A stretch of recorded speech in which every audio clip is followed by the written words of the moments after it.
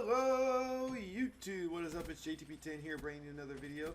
I have been out for a while, I apologize, but I'm back and I'm starting a new series called Road to Super Bowl 50 in honor of the NFL playoffs getting ready to start. We are in week 17. On Sunday we will have the final, after Sunday's games, we will have the final playoff bracket and we will know what is going to happen and what the matchups are going to be for the beginning of January.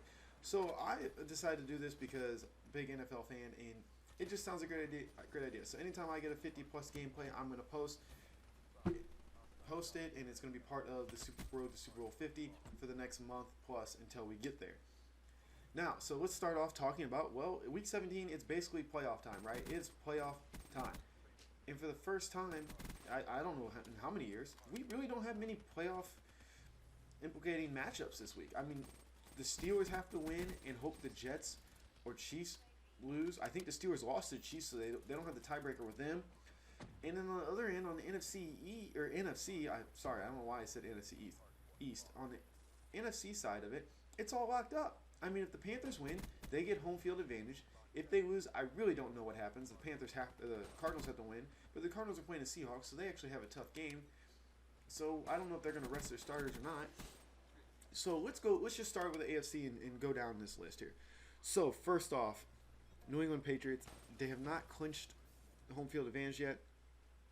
They will need to win, and the Broncos will need to win also. Or did they play the Broncos this year? Maybe they have the tiebreaker over the Broncos, so they would have it clinched anyway. I don't really know. I mean, it's not telling me here, so I'm not really going to look into it. But so the Broncos are in second right now. If they win, they'll stay in second. They have the tiebreaker over the Bengals.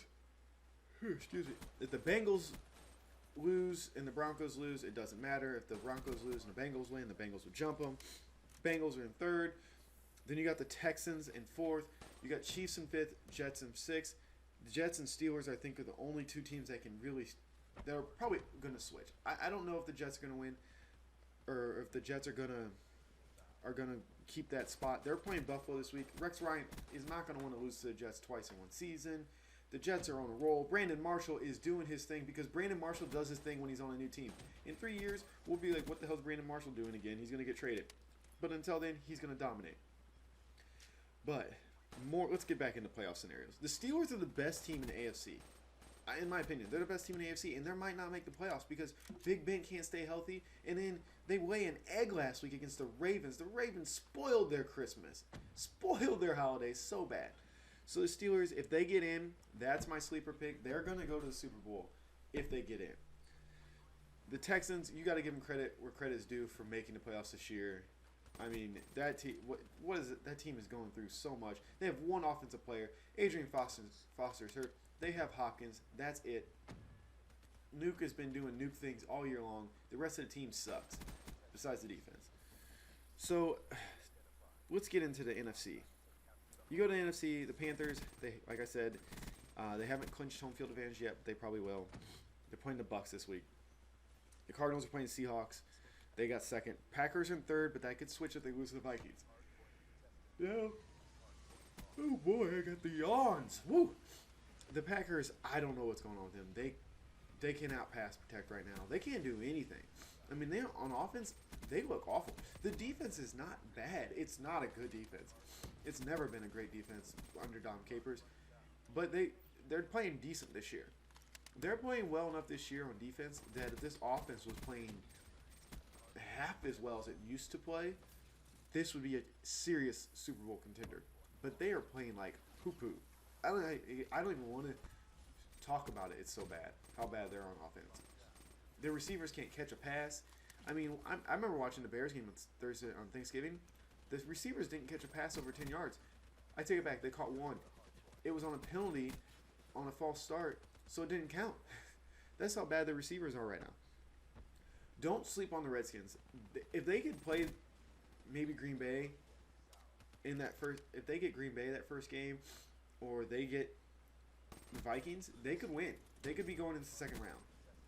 If they play the Seahawks, I don't think they win. I don't think Cam Chancellor and Earl Thomas are going to even give Kirk Cousins a chance to win that game. I mean, that's just my opinion, but we'll see. So, really, in the NFC, it comes down to Sunday night matchup, Green Bay Packers, Minnesota Vikings. to decide that last, who's going to be the NFC North champ or the wild card.